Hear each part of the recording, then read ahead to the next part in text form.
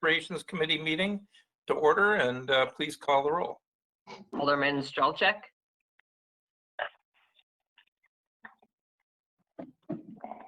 Alderman Bushy. Here. Alderman Meyer. Here. Alderman Hansher. Here. Alderman Garrell. Here. Alderman Parrish. Here. Alderwoman Schneider. Here. Alderman Nurbin. Here. And Mayor Worth. Here, we have more than a quorum.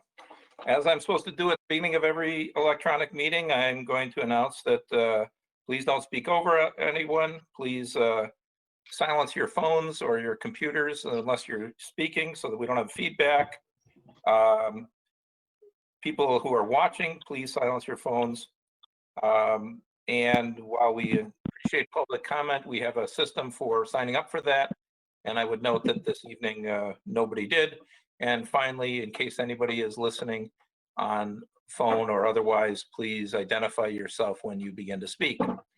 Before we get into the purpose of tonight's meeting, just one aside, because my guess is people will start getting some emails about the event at the end of this month, Halloween or trick-or-treating.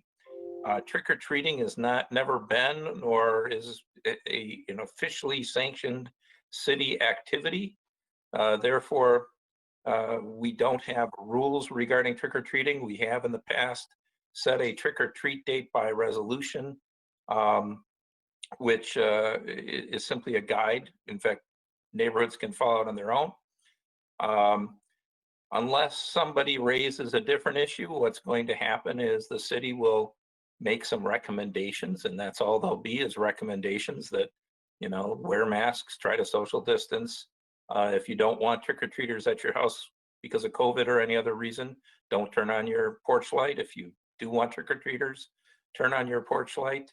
Try not to have big groups of people together, but those are just advisory, COVID kind of precautions. If anybody is unhappy with that and wants the city to address it in a different way, we do have a council meeting next week, and that alderperson should let staff know, and a committee can address it then. Can't really discuss it tonight, but I don't want to hear after the fact people were unhappy that we didn't do something. But I think that giving people an appropriate warning may be adequate, and people can make their own decision. But I do hope people are cautious. Setting that aside and getting to the purpose of the meeting this evening,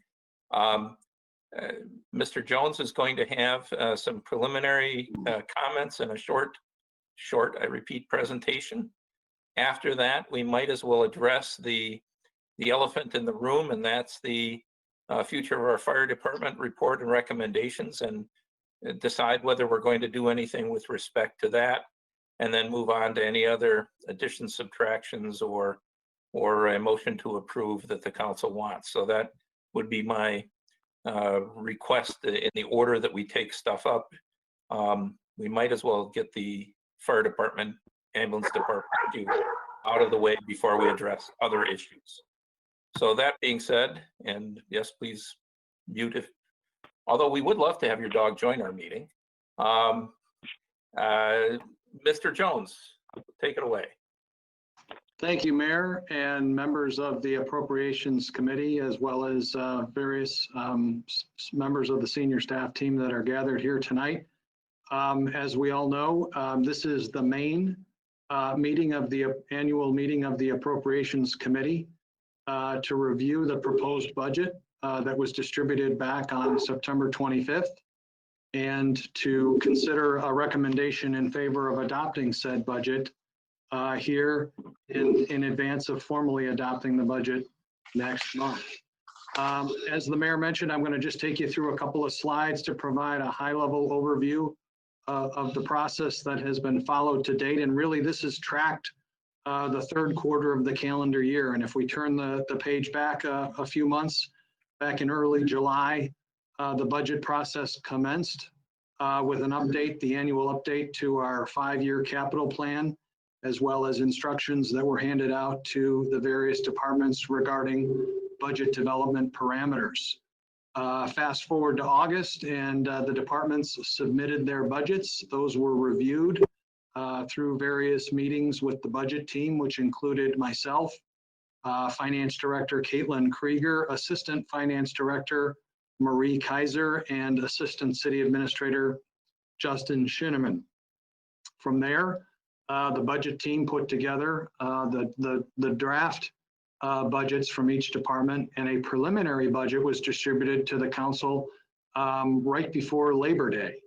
And thereafter, the Appropriations Committee will recall we had 2 workshop meetings to hear from all of the various departments regarding their operations for 2020 heading into 2021, as well as an overview of some of the expenditure reductions that they had been asked to prepare in advance of pulling together the proposed budget before you tonight.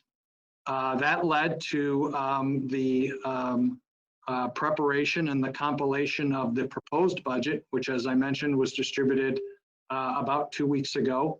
Revenues were then finalized late last week, and an additional memo was sent out to the council last Friday as we received the final revenue numbers, the state transportation aid numbers from the state. And that brings us here to the Appropriations Committee this evening.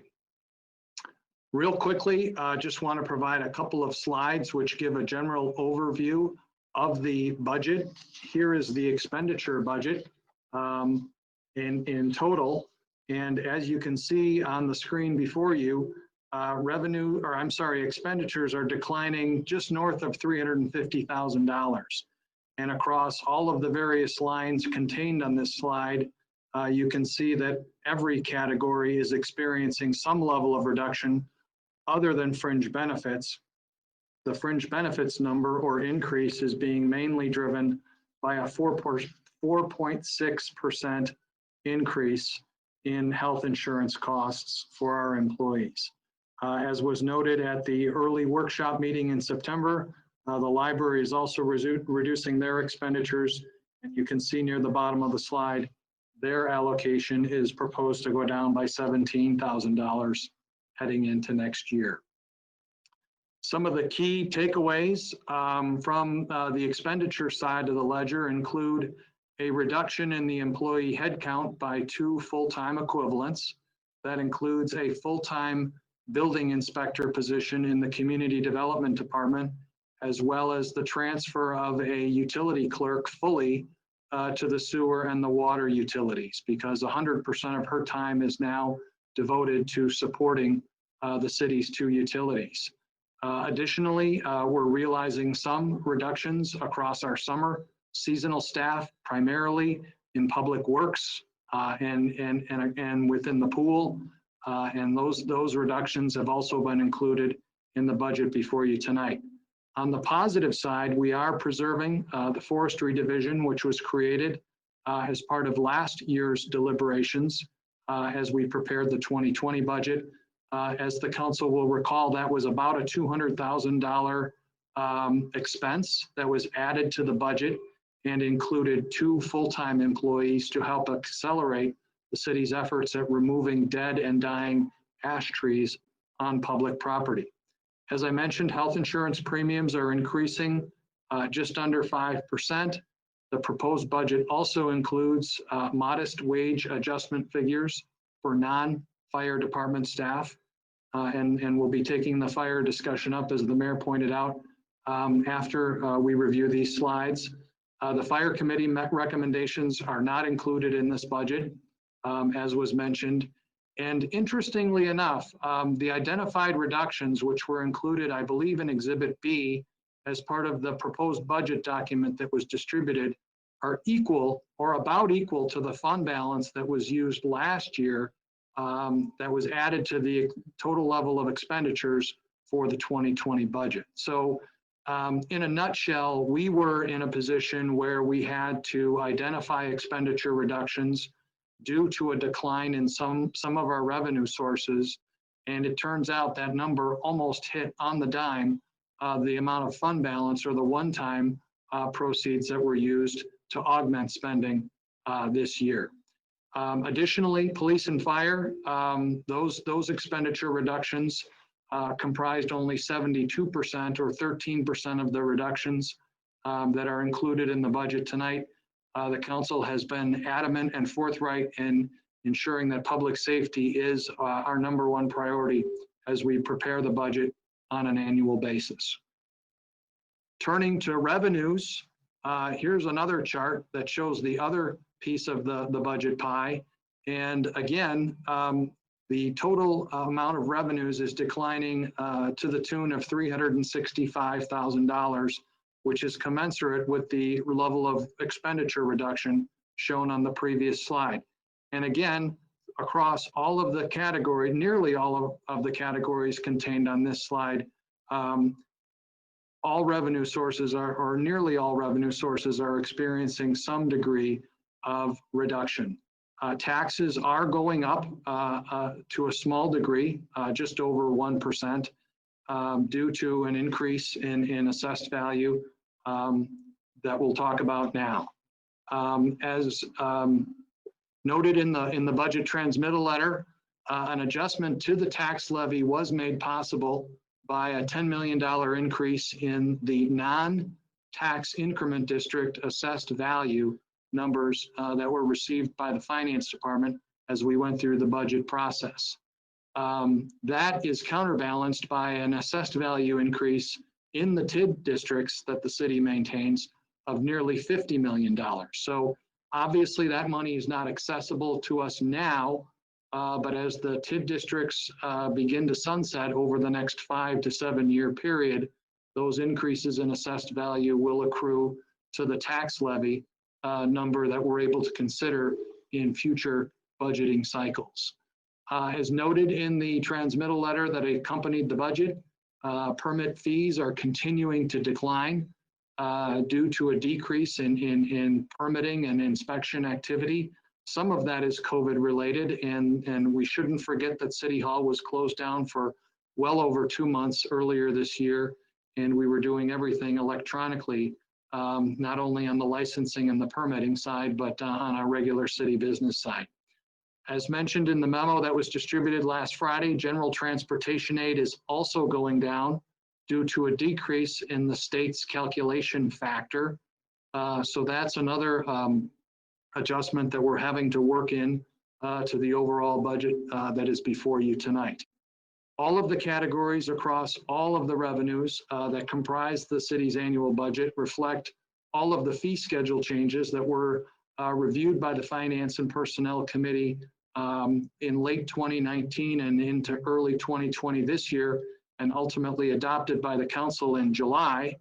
And the proposed fund balance that is earmarked as part of the budget has been dedicated for phase 2 of the citywide revaluation process that was approved by the council in connection with the development of last year's budget. So we are dedicating, or we have earmarked, nearly $120,000 of revenue, and this was discussed previously last year with the council, of fund balance for this one-time expense.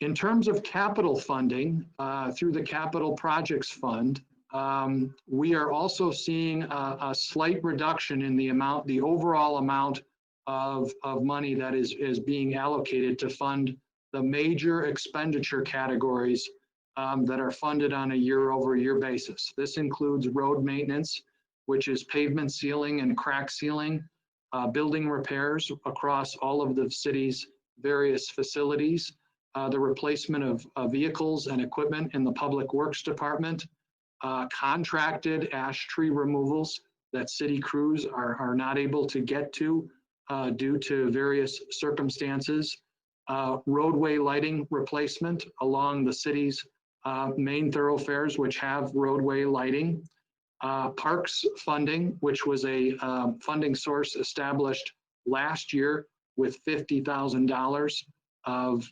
proceeds that have gone to upgrade and repair our facilities within the city's park system, as well as vehicle and equipment replacement across the police and the fire departments.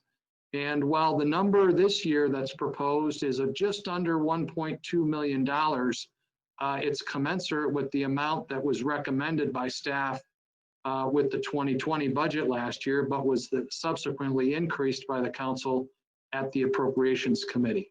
So we're more or less holding the line on these line items with respect to the capital projects.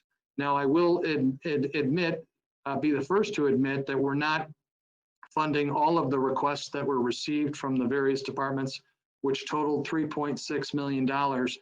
But the reduction that we're seeing in a year where other revenue sources are declining due to COVID and other circumstances is nevertheless encouraging and positive in terms of allowing us to replace our capital equipment and address deferred maintenance across the organization.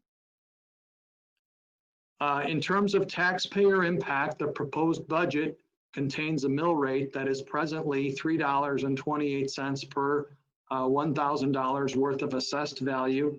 As I mentioned, expenditures equal revenues, so no tax rate adjustment is necessary relative to the budget before you tonight. The sewer rate is expected to be flat, as noted in the budget transmittal letter. That came down significantly in connection with the approval of last year's budgets from $1.94 per $1,000 of assessed value to $1.81. And the council will be meeting as the Sewer Utility Commission in a couple of weeks to formally consider and recommend adoption of the sewer and the water utility budgets. And going into that process, we see a flat sewer rate relative to what property taxpayers would be responsible for. As mentioned in previous budgeting cycles, if there's an interest in generating additional revenue, a penny on the tax rate gets about $46,000 in additional spending. And for every penny that we increase the tax rate, that's equivalent to about $4 a year on a home valued at $400,000. This slide includes some of the funding requests, or at least the top two recommended options that were presented by the Future of Our Fire Department Committee at the Common Council's meeting back on September 8th. And as you can see on the slide, the first option is the most expensive option. That equates to $750,000 worth of new spending, equivalent to an increase in the tax rate of about 16.5 cents. And listed below that on this slide is option number 2, which is a little less expensive and just over 15 cents on the tax rate. The next slide shows option 3, which amounts to a total of $630,000, as well as the last and fourth option, which is just under $600,000 and equivalent to about 12.5 cents. Also included on this slide is a recommendation or a proposal to engage a consultant to assist with strategic planning in early 2021. As noted during the previous budget workshop on September 15th, this would be a one-time expense and could be covered if the council so chooses with available proceeds from fund balance. So I've got these slides within the presentation. We can certainly refer back to them tonight to the extent that a discussion regarding the Future of Our Fire Department Committee recommendations is forthcoming. And so we've got these slides to refer to as necessary.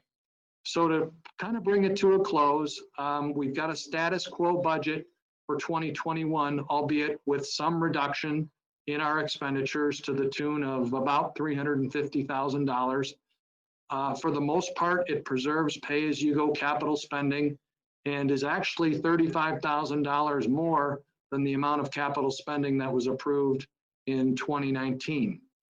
And as I mentioned, if the council decides to move forward on approving the Future of Our Fire Department Committee recommendations in some way, shape, or form this evening, the council can take some great encouragement by the fact that they've done and we've done a very good job at augmenting our staffing across the city's 4 largest departments over the last 5 years.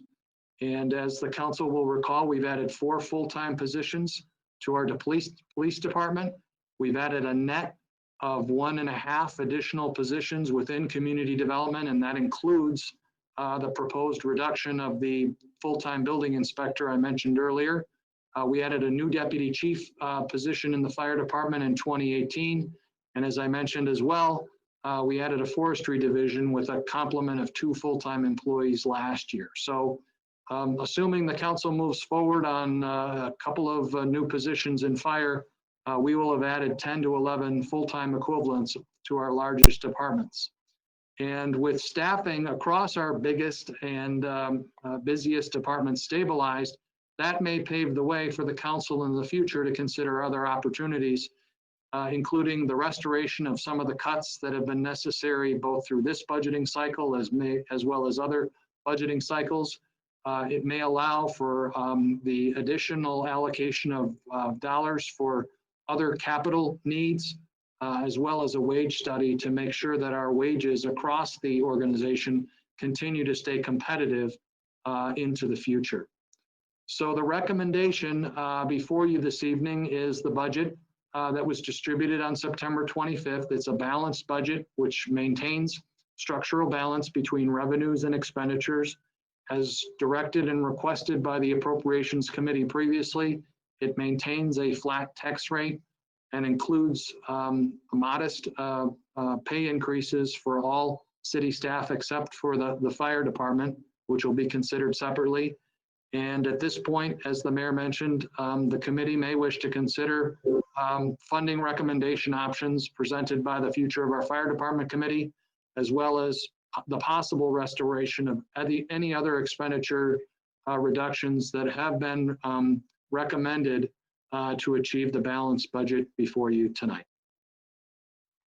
So with that, Mayor, Thank you, Mr. Jones. entertain any questions from any members of the Appropriations Committee. And as I mentioned, all of the senior staff members are here tonight, and they are the true experts on their respective budgets, and they'll be happy to pipe in as necessary. Thank you, Mr. Jones. Before we get into the fire department, I suppose there should be one thing inserted here. Do people have questions regarding the general outline of the budget? You know, if any of that was unclear or you weren't sure what the impact of something was, maybe this is a good, before we start addressing fire department and then individual additions and decreases. Alderman Strelchek. You're muted though. Yep, my dogs were wrestling. I couldn't kick them out. I had a question for parks. I like the fact that we increased the parks budget. The reduction this year is very small. My question for Mike, if he's on, is if he needs the full 60,000 dedicated to EAB, or if we could continue funding parks to the same level we did last year, but rob the EAB of that dollar amount. He'd still have the same budgeted amount in his department, but we would also be able to, you know, keep working on a few things that we needed to work on in the parks. Actually, EAB funding is down for 2021. Typically, it's $80,000 and the recommendation is 60. So Right. I'm aware of that. So that's less, and we will use and need every single penny of it. We're already struggling to balance with the replacement, so most of that will be used for either the larger trees that we can't use ourselves or those in locations that require specialized equipment that we don't have. This year, unfortunately, it was also used for the backlog, as was noted in the contract award. Yeah, I guess just my question is, we have 2 full-time foresters, and I didn't know if we could still kind of get that done and keep parks funded. I'm not trying to cut anything short, but you know, that 60,000 versus the 80 was for hired out services in parks. So I'm just, I'm looking for your advice on that. Do you still stay true based on my statement? Yeah, actually, I think we requested more than that, so we would prefer to maintain at least the 60. And you can do everything you need to do in parks with the reduced amount? No, I mean, every cut will result in a reduced level of service. Let's talk about individual. I guess the questions I was looking for were kind of the macro questions, and we can talk about individual departmental issues and line items when we get to that part of these deliberations. I just wanted to make sure people understood what was going on with the tax rate, the overall spending rate, the fund balance, kind of the bigger picture to start with, if that's okay. Alderman Meyer. Just a question to restore the capital reductions. I think it was 140 grand. I think the 409 grand was the grand total of reductions for all the departments, and the amount, I think it was 750 for the each of the fire department. And if I'm wrong, I mean, tell me, but I think that comes to about $113 on a $400,000 home. If we restored the stuff and if we kept the staff, I mean, kept the levels of spending that we did before without reductions, and then added the future of the fire department. I don't know, Will, did you figure that out before, or did anybody have that number? That was not included in any of the materials distributed to the council, but I think we could probably do some quick math here. I think Caitlin's already running the numbers, if I'm correct. And we could probably get a tax rate impact or a dollar per home impact on that. Caitlin, do you have a number? I just was trying to I'm understanding correctly. We want to look at, are you looking at option one of the 50 recommendations and additional? Correct. What I was just looking at, just for a thumbnail on it, was for, to have the recommended capital reductions, have those reinstated, and that was 140 grand. There was 409,000 in the in reductions with some positions, and plus the fact of individual department reductions. And then the option one, the $750,000 for the future of the fire department. I think it came to like 1.3 million, which comes out to be like $113 on a $400,000 home. Is that what we're kind of looking at? Let me just crunch some numbers here real quick. Just to get a reference for.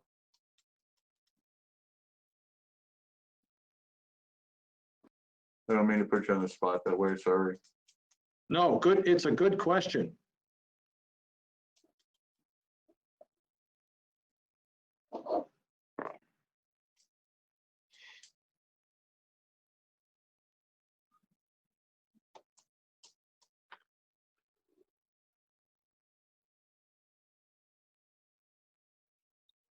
My rough math, Alderman Meyer, shows $113 increase on a $400,000 home. I think you're spot on.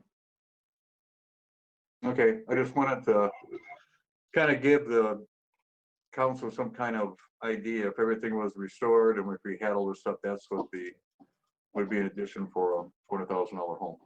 I know it'd be a large percentage increase on the tax rate that we do, but actual the amount that goes towards the home is about 113,000. So thank you. Caitlin, those numbers seem to work for you? Yep. Okay. Alderman Schneider. I just had a quick question with reference to the engineering request, $791,000. That was including the Highland Road interchange, which we are deferring because that likely would be funded with debt. And then there's a $91,000 component to that has to do with drainage, bridge, and culvert replacement, which my assumption would not be included in that debt issuance. And I'm wondering about the history of that. Is that the money that was once in that area and was sent over to Emerald Ash Borer? I'm just not clear on that $91,000. Was that something that was just eliminated this year, or is this monies that has been deferred from that department for many years? So I'm on packet page 12, about the third full paragraph down.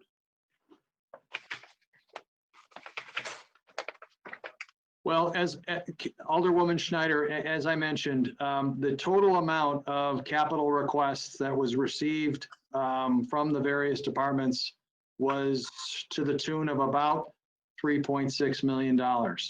And as I believe I outlined, over the last several budget cycles, we've been in the neighborhood of $1.1 to $1.2 million worth of capital funding. And obviously, there's a shortfall, and there are going to be things that get funded, and then there are going to be a lot more things that don't get funded.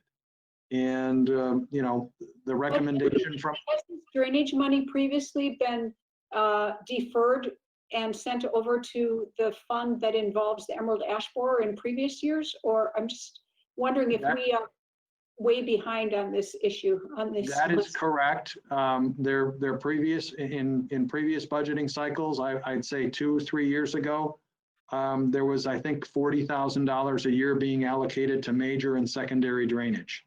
And as you can see, the year-end balance is projected to be about $204,000 in that account. So there is some money to spend there, but I believe your question was on bridge and culvert replacement. And drainage, that was included in that section. It just said drainage, bridge, and culvert. So I was just wondering, because it was included with the section having to do with the Highland Road interchange, I wasn't really clear on whether that was related to the Highland Road interchange or whether this was a separate issue. Maybe Director Lundin could provide some further clarification there. Or it looked like Ms. Krieger was raising her hand. Maybe she has some insight there. Yes, I do. On the capital budget plan portion of your packet, I'm not sure what page it is on when you're scrolling through electronically. It looks like the department head requests for 2021 included $701,000 for the Highland Road interchange. The additional $90,000 was for drainage, asset management software, the stormwater management, and bridge and culvert replacement. So there were, the majority of that $791,000 request was the Highland Road interchange, but there were additional line items in the budget request. Anything else you'd like to add, Ms. Lundin? She went away. No, I don't need to add anything. Thank you. Does that answer your question, Alderman Schneider? Anybody else?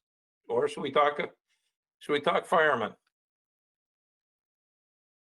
I don't know that we need a presentation from the chiefs, but they're certainly here available to answer any questions or make any comments, as are Alderman Meyer and Alderman Schneider, who both served on the Future of the Fire Department Committee. But, you know, we have 5 options, I guess, the 4 that are on the screen. Another is to do nothing. And then any combination thereof. I guess that's 6 options. And the question is, what does the council want to do with this? Who wants to start? Alderman Meyer, since you were the chair, you and Alderman Urban raised their hand at the same time, but I'll go to you since you spent a lot of time on this. Well, I just wanted to make a statement to the fact of that, you know, the number one thing that I think that is our job to do as council members is for the safety of the community. I think that the Future of the Fire Department Committee has established that, we can't continue to go down the road that we're doing right now. At some point, there'll be some kind of critical mass. And so we need to, I think doing nothing is not an option on this for us. I think, the committee recommended the full staffing on this. But if the common council, doesn't want to do the full time, I think there's some kind of area in between that we can go to. But I really firmly believe that doing nothing for this is not an option for us on it. We need to do something to make sure the safety for our residents. Let me, and I'll go to Alderman Nurbin, who also had his hand up in a second, but I guess I'd add one thing. If in fact the council believes these recommendations are valid, dividing it into multiple years may send a signal to taxpayers that you don't necessarily want to send.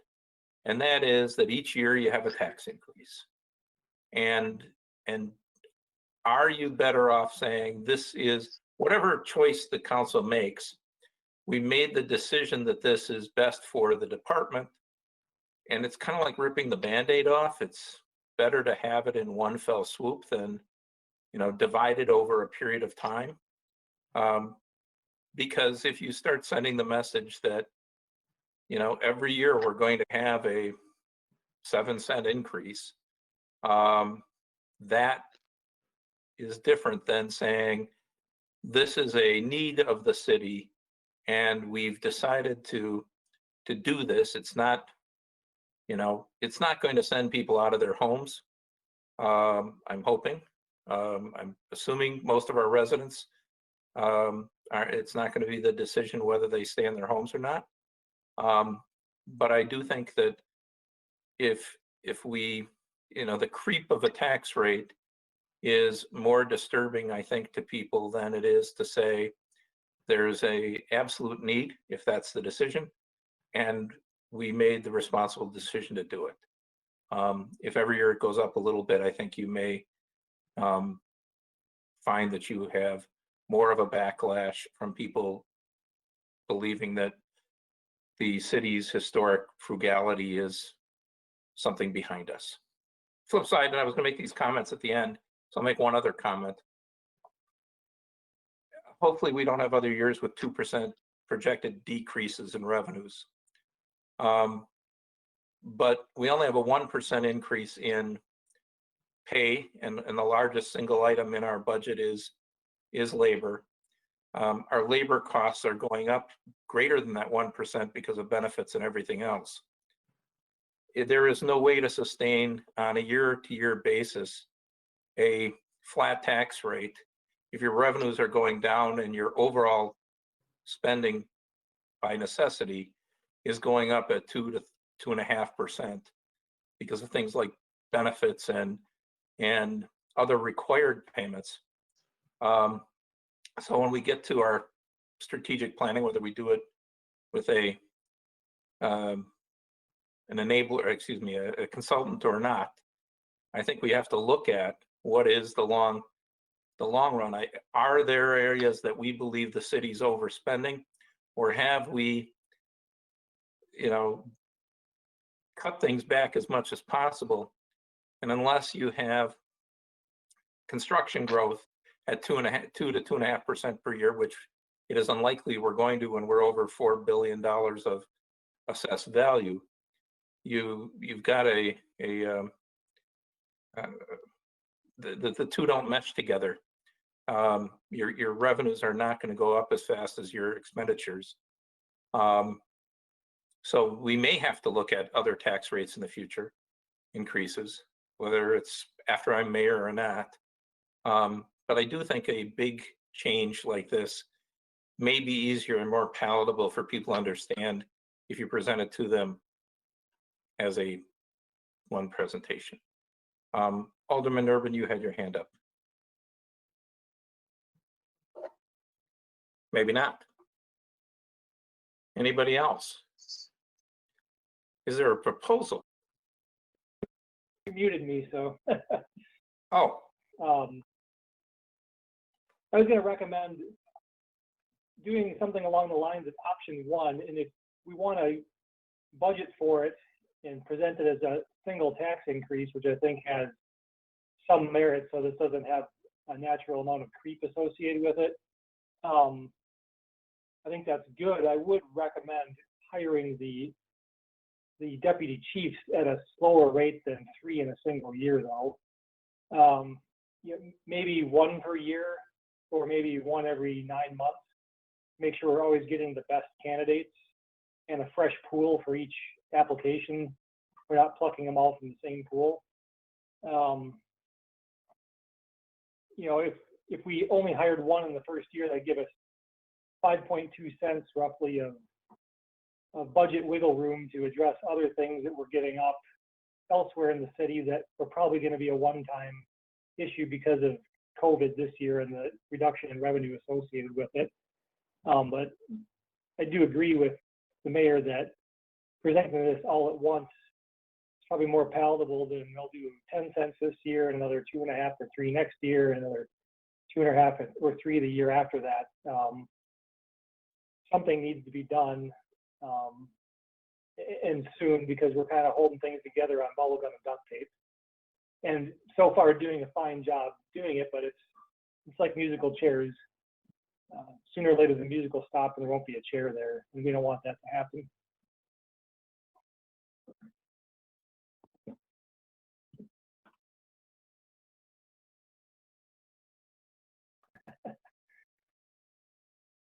Now the mayor's on mute.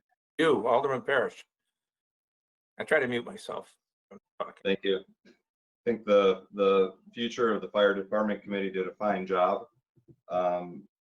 It's without the benefit of longevity in my position, I do kind of take every sentence in that report at its word. I truly understand we need that.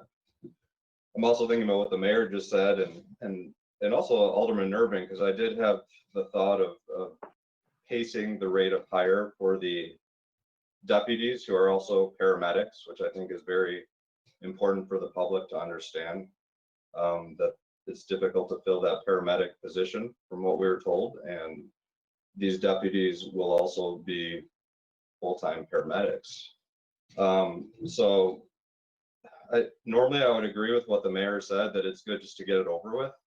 The whole COVID and hardships that residents are going through makes it, I think if there was ever an exception to what you said, this is certainly that time. So I guess, I certainly think we need to move forward with one of these options. I wasn't personally with option 1 at this point in time. I would certainly prefer option 3 or 4. Probably option 4 is where I'm at for this year. And it's really important to note this is a long-term commitment. We're going to keep these deputies forever, this position. So we can't start off at a high amount and then scale back down the road if the structure changes or what have you. Thank you.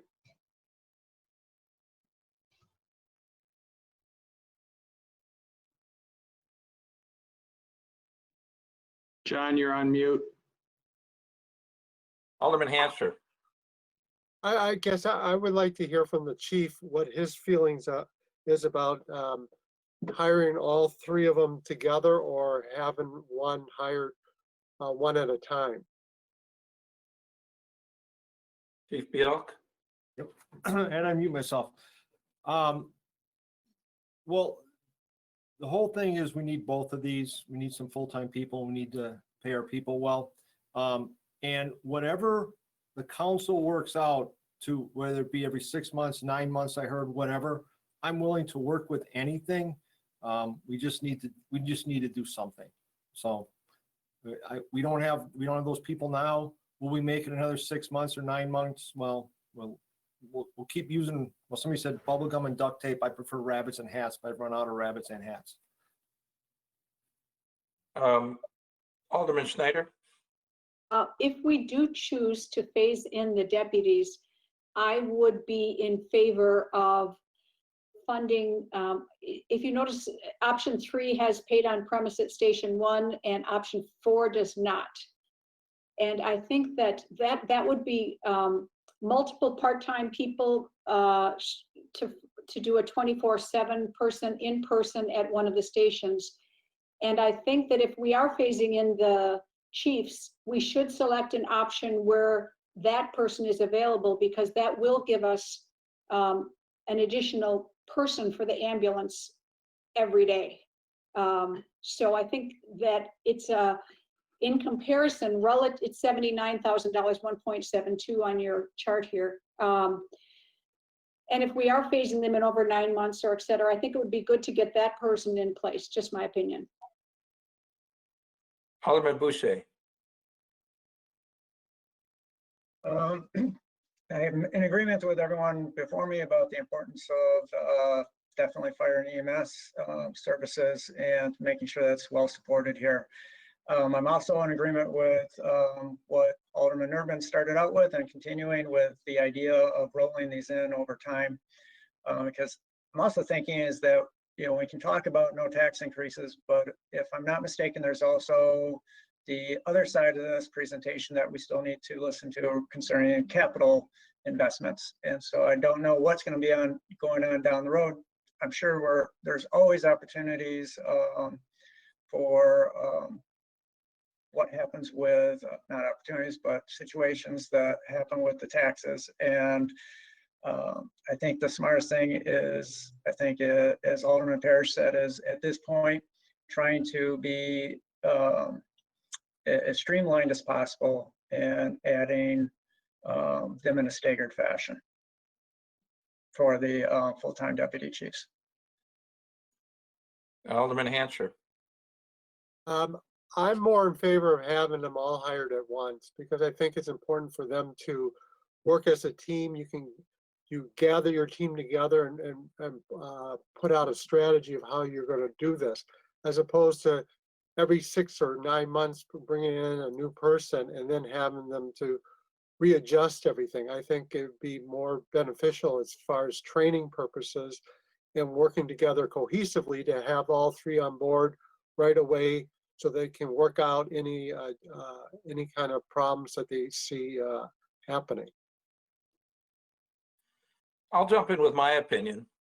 I'm kind of in between the two concepts. I think you're not going to put out a solicitation for chiefs and necessarily find the 3 people you want, but you might find 3 ideal candidates. And I have enough trust in our personnel people, in our hiring process, that we're not going to just hire people to hire people, particularly at a senior level, and that therefore it may end up being that this is, it may take, even if we budget today for option 1, it may take 6 months or 9 months or a year to fill those 3 positions. But you also don't want to lose if you find the right people, and you end up getting the ideal candidates. I don't know that you necessarily want to lose that opportunity either, if you're going to go this route. And so it's going to take some time. Just because we put it in the budget doesn't mean that it's automatically approved and staff, and I don't think it should be. I think this should go to either safety or public or the finance personnel to address exactly what the parameters are and get some sort of approval. These are big decisions we're making. We've looked at a general outline, but and I still think there's the issue of, and I don't think we should be debating that at budget time. The issue, should these be chiefs? Should these be battalion chiefs? Should these be captains? I think there's a bunch of issues there that could be addressed before that should be addressed before you make the hires. So I think tonight our job is to figure out how much money we want to put in the budget for 2021 to do this. And to the extent that you know, we don't hire somebody until July because the second or third best candidate, that's when you find them. It means at the end of the year, we'll have whatever dollars you allocated for that person. Half of the year's pay to go into next year. So, you know, it's not like you lose the money if you, it's not like we're going to have, I doubt that we, even a concerted effort would have all three of these people starting January 1. So it's not with any certainty that you're not going to spend that full $360,000 in 2021. I think that's unlikely. The question is, do you want to have the opportunity to hire the three best people or two best people, whatever the council decides they want to do, when those people present themselves to the city? Or are we going to tie the city's hands so that you can't hire one of them until next year because we just won't have the money budgeted? That's my suggestion. I don't think you should just go out and hire, you know, the three best of the 20 applicants you get and say, well, we hired the three best, if those three people aren't the right people.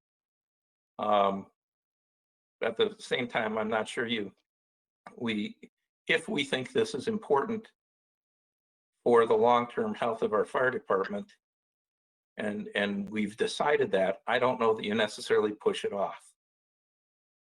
So those are my thoughts. Anybody else want to chime in, or does anybody have a proposal? Alderman Urban.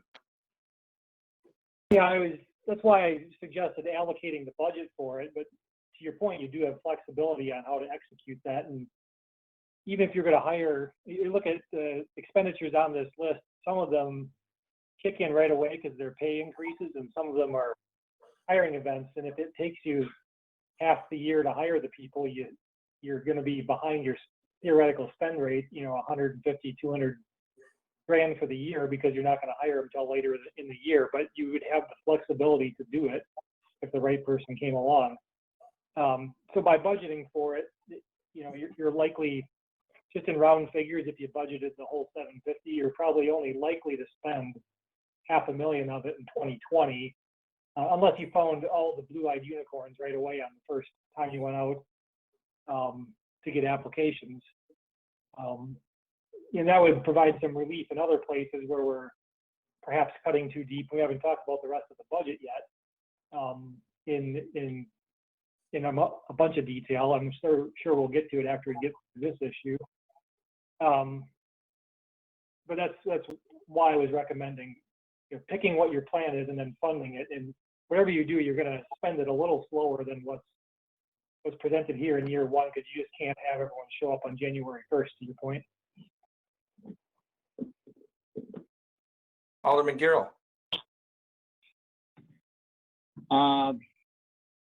It's always been pretty tough on tax increases, although since the last 2 years we've been creeping up consistently. During this epidemic, a lot of people are strapped and getting large tax increases here. Now you got the school referendum coming along. I agree that, you know, police, fire, roads are absolute needs for the city. I'm not for all out, you know, rip the Band-Aid off, because I know how that works. Maybe not in Mequon, but in other governments, when they got the money, they spend it, and then they're quickly back at it again the next year or something else. So,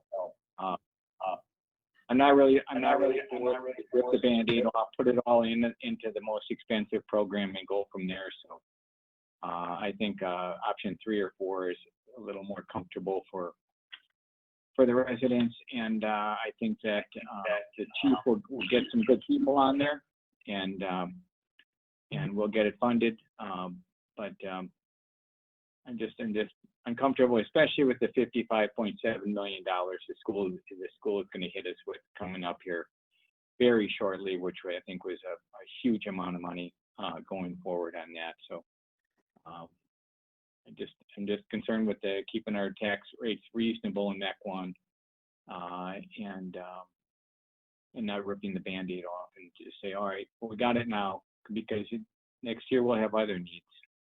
That's all. Mr. Jones. As the committee will see, I've got options 3 and 4 up on the screen. And just to provide a little further context relative to the numbers being recommended by the committee, option 3 at 13.7 cents would represent an approximate 4.2% increase in the tax rate. Option 4 at 12.63 cents would be about a 3.8% increase in the tax rate. So if we're looking at public safety being the number one priority, and we're looking at one of the lesser options as recommended by the committee, fully funding options 3 or 4 or some combination thereof would likely result in around about a 4% increase in your tax rate, but you would be left in a position of fully addressing or more or less addressing the core needs identified by the committee to the extent that you wouldn't have to resume this discussion 12 months from now. You would be resetting and the fire department operations and the staffing, and albeit to the tune of about 3.8 to 4.2%. Does anybody, and by the way, since this is a committee of the whole, and we can revisit whatever the option is we choose now after the discussion we have next, so that if people want to say, you know, let's scale back or whatever, we can always do that before the meeting's over when we have our final vote. Does anybody want to make a proposal here? We'll second it, we'll have a vote, then we'll go on to other discussion, and then we can revisit this. Alderman Boucher.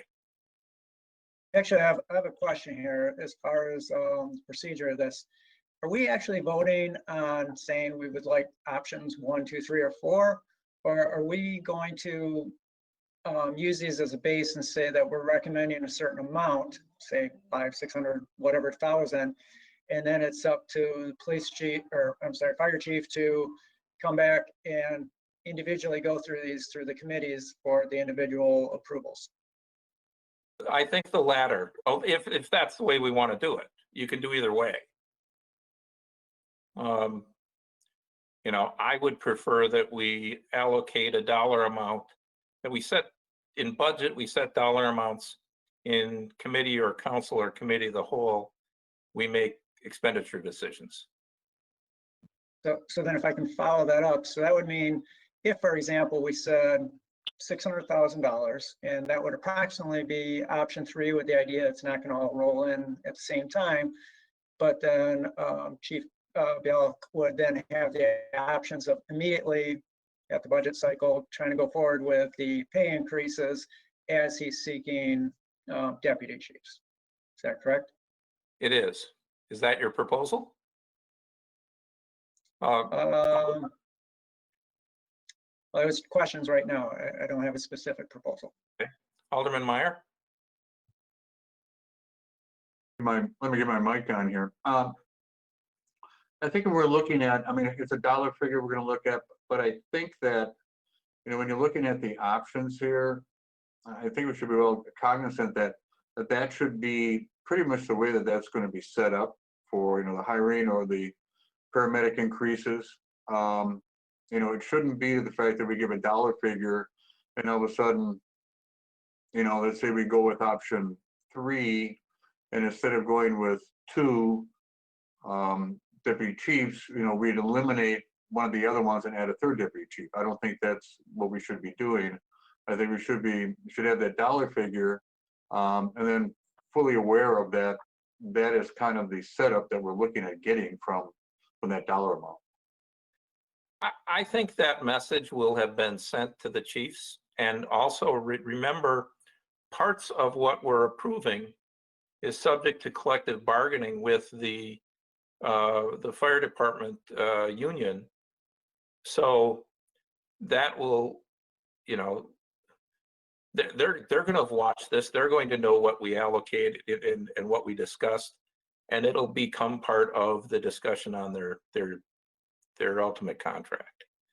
But I think that, you know, so yes, we may come back and discuss, is it a chief? Is it a, you know, what the position is when it starts, what have you.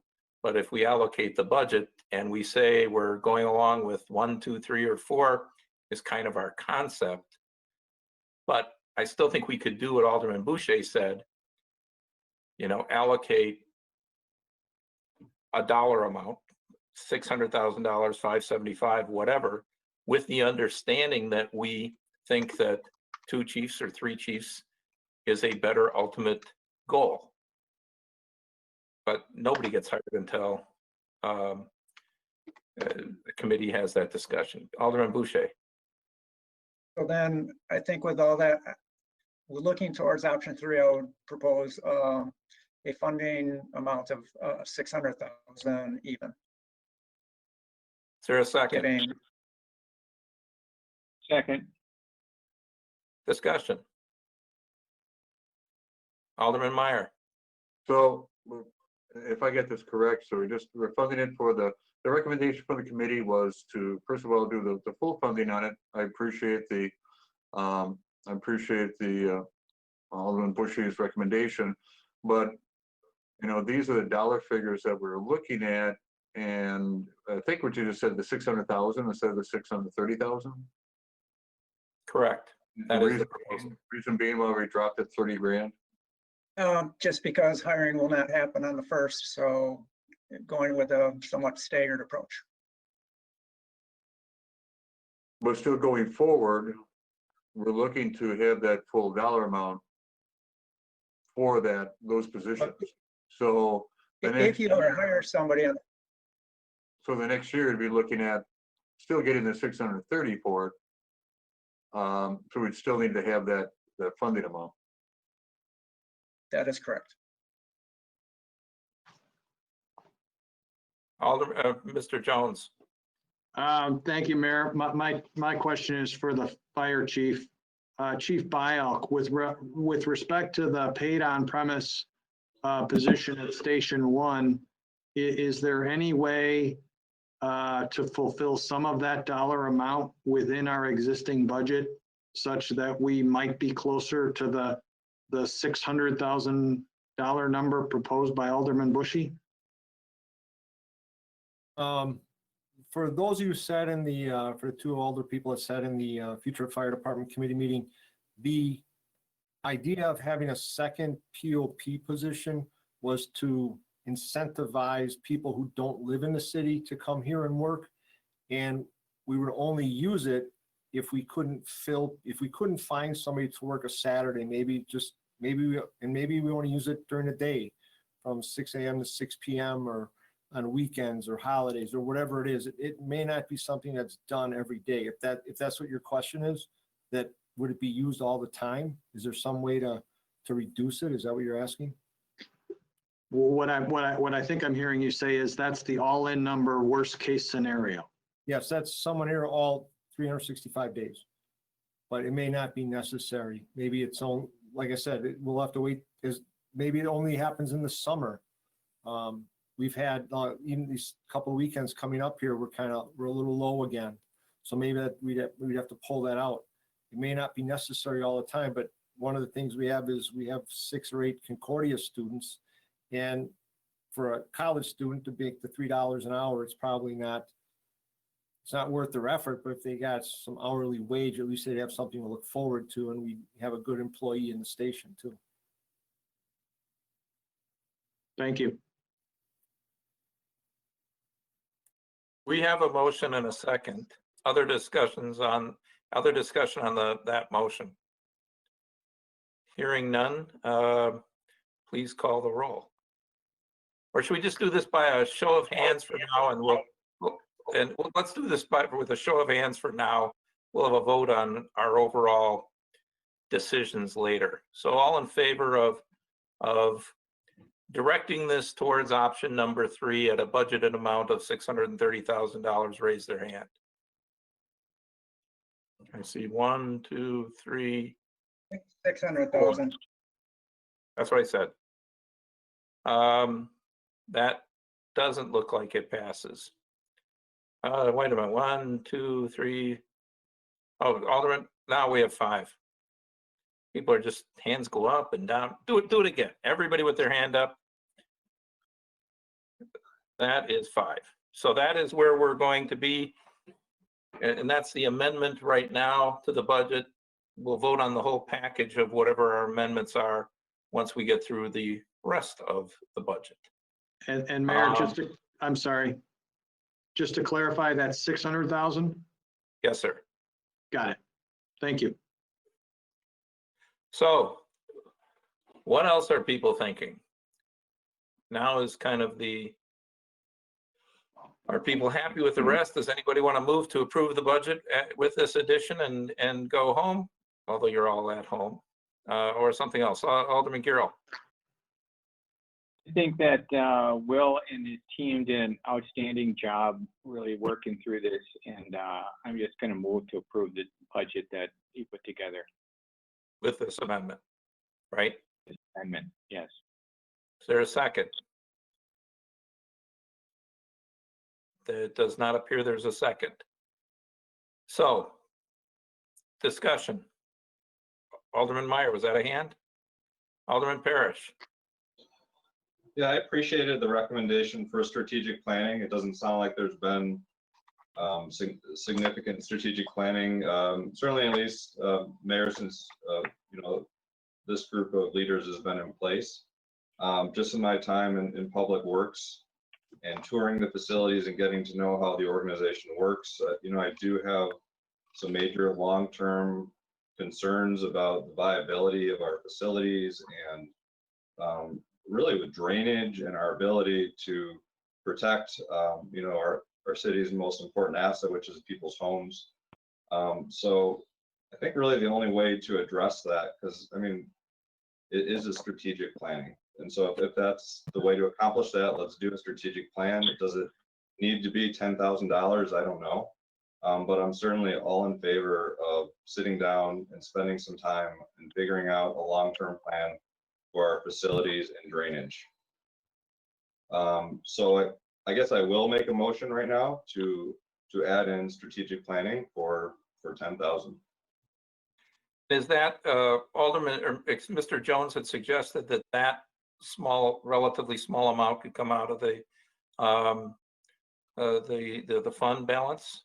Are you suggesting that be an increase on the budget with a corresponding use of fund balance, or is that a add to the tax base?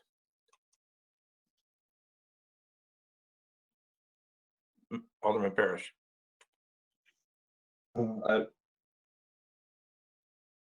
I guess it's going to be, it's a one-time expense, so fund balance would seem appropriate. Would be my motion. Is there a second? Alderman Strelchak. Second. Discussion on that. All in favor of that, show of hands. That seems pretty across the board. Thank you. So that's an amendment. Anything else?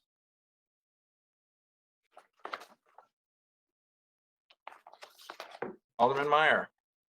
Question to Will, on the citywide building repairs allocation, what will we not be doing with I know it's only 15 grand, but is this just an arbitrary number you came up with and said, hey, we'll do with what we can with the 160 instead of 175, or was there specific project that, because then it's not a large dollar figure, but. My understanding, and I think Director Lundin can certainly jump in here to add some color commentary.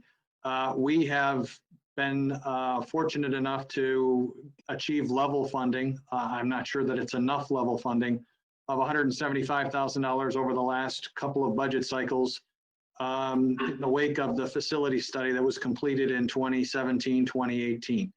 And while the funding request before the the budget team was almost $900,000 for facility-wide repairs. The number that we arrived at, trying to spread the pain, so to speak, gets us to $160,000. Over the last couple of years, we've been going after I won't say the lowest hanging fruit, but the most critical needs identified within our city facilities, within the facility assessment reports produced by EMC. And so Director Lundin could certainly provide details with respect to those projects. I also know that there's an effort undertaken on an annual basis to hold some of those proceeds in abeyance, so that if something does break and we have an emergency repair, we do have some funds available to address that need immediately. Director Lundin. Correct. I'll just add that it is certainly our goal to get the building projects similar to many of our other capital improvement programs where we have a prioritized list that we can work off of. Unfortunately, we've still been a little more reactionary than proactive, but that is ultimately the goal, to have a prioritized list that we would grow off of. But the difference between the 175 and the 160 will not necessarily eliminate one particular project. We will just arrange and allocate the projects based upon whatever dollar value is otherwise provided. Alderman Schneider. Actually, this is probably another question for Director Lundin. And, you know, there's a budget cuts of $5,000 in many of the areas of highway, culverts, lighting. And I just wonder if any of these are of concern for you from a public safety standpoint. I mean, snow and ice supplies are going down by $7,800. Which seems like a lot to me, but maybe it isn't in the big picture of snow and ice supplies. And I'm looking at the section that says restore contracted services and supplies. And this has to do with street maintenance, culverts. Replacing lights is half city lighting. And I realize that we do these over a staggered point of time, and many of them probably will last the year and are not going to burn out and need to be replaced. But are any of those items that have been cut $500 to $7,800 of concern to you, that you think it might cause a problem for public safety? I guess the shortest answer would be no. I mean, we will continue to put the money and the efforts and the needs where they are. So I'm not necessarily concerned that anything would directly result in a public safety issue. It will, by reducing the operation and maintenance funding, put more of a strain on capital funding. It just means that we'll have longer between replacements. It is likely then that we will only be able to react to those that are damaged. For example, for lights, those that are hit by cars as a part of car accidents and knocked down, rather than going through and looking at those proactively where the poles have deteriorated and maybe replacement. We will just wait until we have funding, or as you know, we've moved a number of those into the road program when we otherwise go through to complete the road reconstructions. Alderman Urban.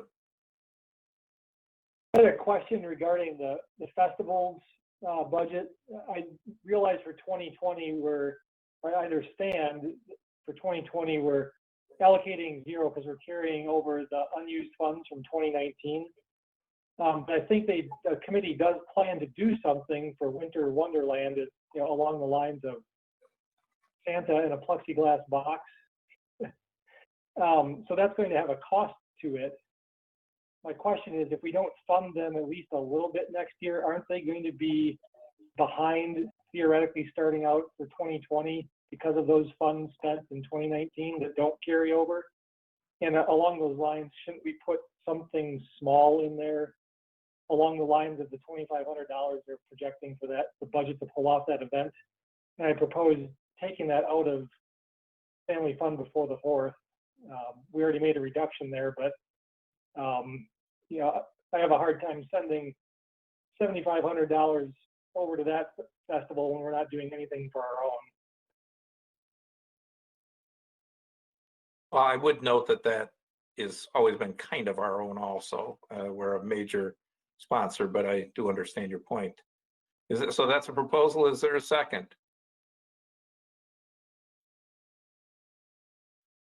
Alderman Schneider. All right, is that a second or a hand raised comment? Yes. Okay. You put two opportunities. Can you repeat that, please? Can you repeat the motion?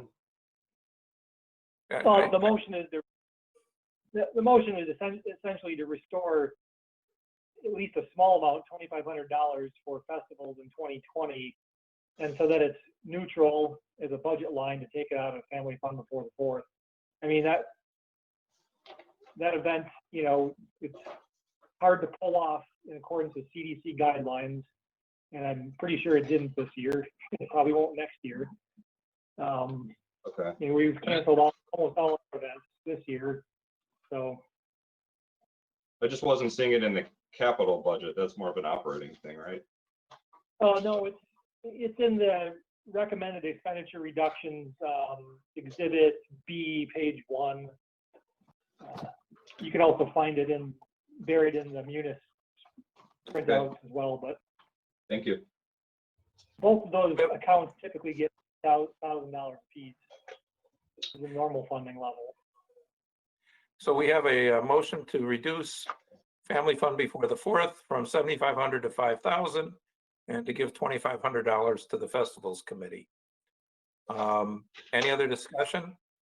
All in favor of that change? Raise your hand. That looks like 1, 2, 3, 4. I think there's 5 there. There is 5 there.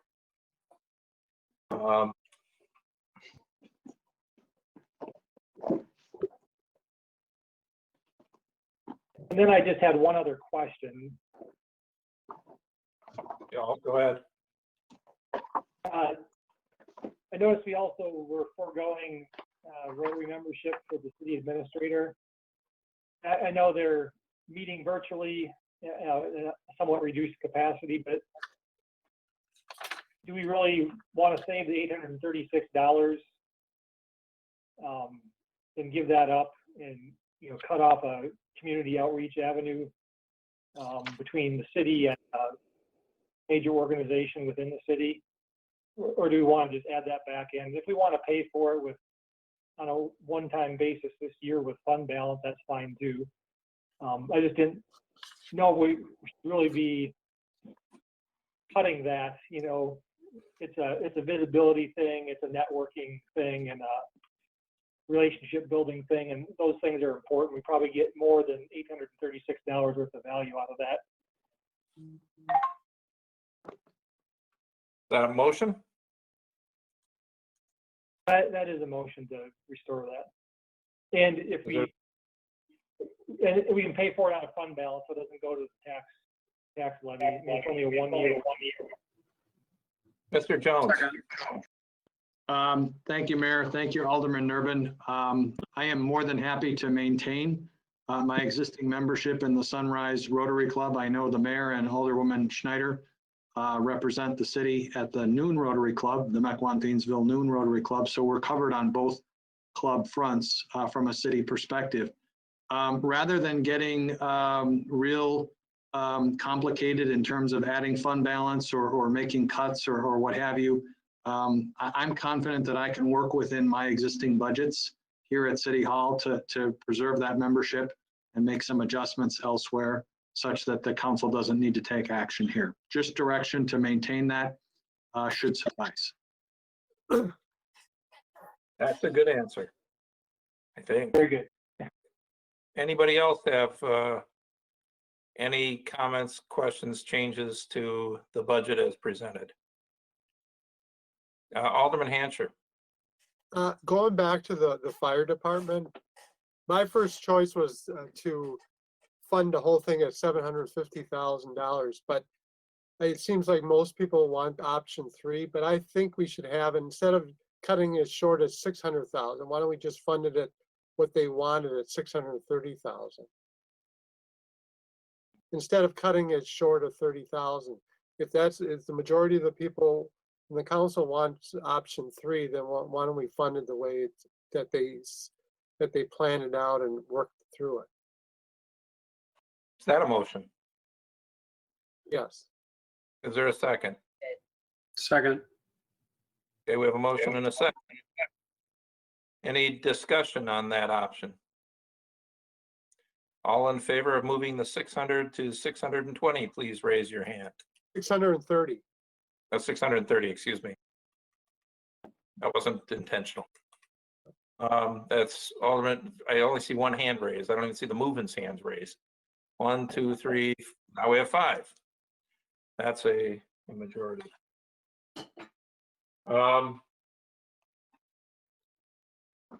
I don't, if you really want to go down, I don't know that that does much for us other than raise 2/3 of a penny in the tax rate.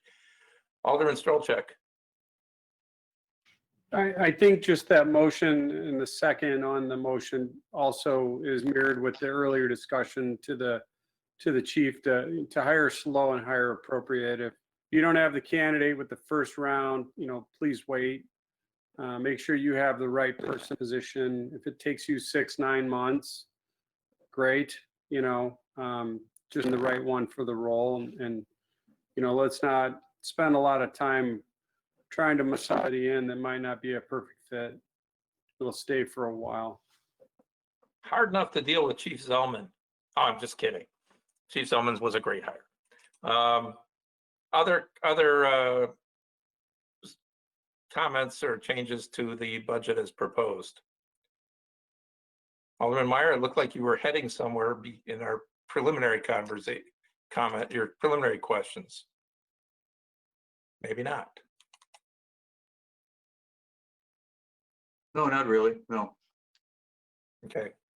So right now, if I've listed this correctly, we have the budget as presented, amended to have the Future of the Fire Department option number 3 funded at the amount of $630,000, moving $2,500 from the Fund Before the Fourth Committee to festivals, being a neutral change, and $10,000 for strategic planning out of the fund balance. Did I miss anything? Since I don't hear anybody making any other requested changes, is there a motion to approve the budget with those changes? I'd move. Approval? I think I heard a motion and a second. Any Yep. discussion? Now, of course, you always can bring back amendments when we come to council, but it's better to work this stuff out at committee than it is at the council meeting. Alderman Meyer and I remember some long budget council nights where it seemed like we rewrote the whole budget at council. Not really a good practice. So if anybody has anything else they want to raise, now's the time. If not, we have a motion and a second. For this, why don't we call the roll? Whoever calls roll. Justin. Sorry, I was on mute. All right, Alderman Strelchuk, Aye. Alderman Bushy. Aye. Alderman Meyer, Aye. Alderman Hancher, Aye. Alderman Garrell, Aye. Alderman Parrish. Aye. Alderwoman Schneider,